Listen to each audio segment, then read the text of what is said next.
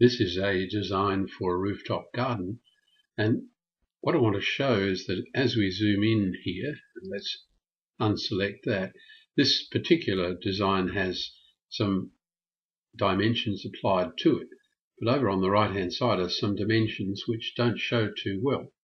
If I select one of those dimensions and right click and go to properties, you'll see it's in dimension style standard. But if we change from standard to one called dim 50 and then close, you may be able to see now that the arrowheads and text height are appropriate. So what we first need to do on this drawing is make sure that all dimensions in the drawing have been set to the same dimension style. And dimension styles are dealt with via settings, dimension styles, and just change the arrow size, text height, and units, and so on.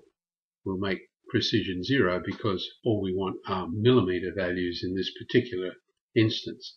So now our dimensioning is showing properly. You might also have noticed when I went on to properties that the dimension is on layer 0.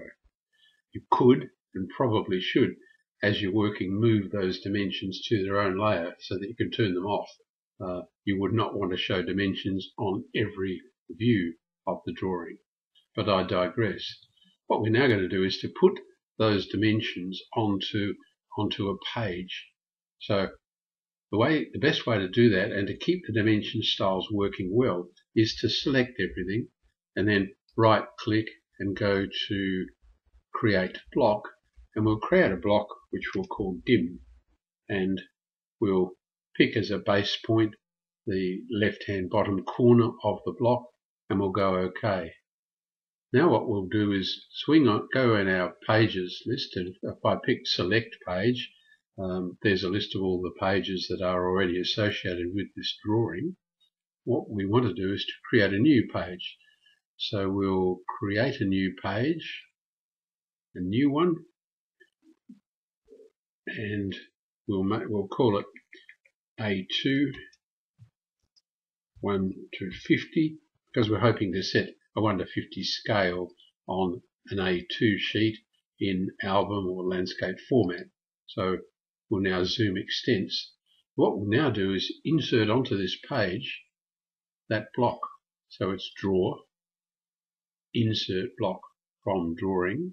Remember we've made one called dim, and here it is, and we'll insert it at a scale of 1 to 50. Now 1 to 50 translates to 0.02, and we'll go OK. So in comes the block, and we can just pop it down on the sheet wherever we want. Now you might notice that that's fine, it's come in at 1 to 50 on the A2 sheet, and we can position it and add our logo and other information. We zoom in, the dimensioning looks fine, but we've got a couple of lines showing here.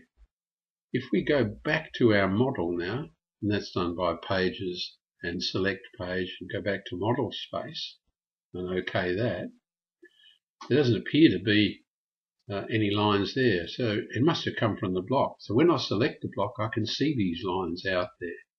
I'll explode the block, and then we should be able to remove those lines. So they're gone. Why have they gone? If I select one of them and go to properties, you can see it's been drawn in color 248, which is nearly black on a black background.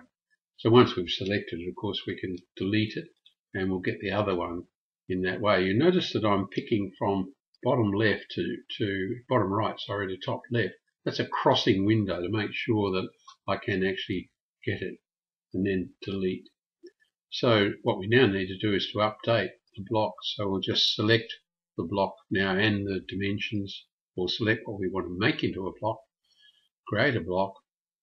Let's call it dim 2, and our pick point we'll nominate down there, and we'll go OK. Now let's go to our pages and select our A2 at 1 to 50, and we'll OK that. And this was a block containing those errant lines. It was a bit of a challenge, someone drawing black on a black background, but something that you need to watch for. We'll delete that, and then we'll go draw and insert block from drawing, pick up block 2, dim 2, and bring it in and position it on the sheet. And now we have it 1 to 50 on an A2 sheet, and our lines have disappeared. So I hope that gives you some idea both of how to get dimensions onto a layout page and also how to scale a layout page or design on a layout page accurately. If those dimensions were on their own layer, you could simply turn the layers on and off. And you'll notice here that everything's in black and white. If I go back to Library and, Pages, select Page, go back to the model, you can see that this designer has coloured symbols here and black and white symbols at the top. To me, that's far too much extra work, and I would be putting these dimensions in and around the coloured thing. To have a drawing with quite so many objects floating around, that's unnecessary duplication in my view.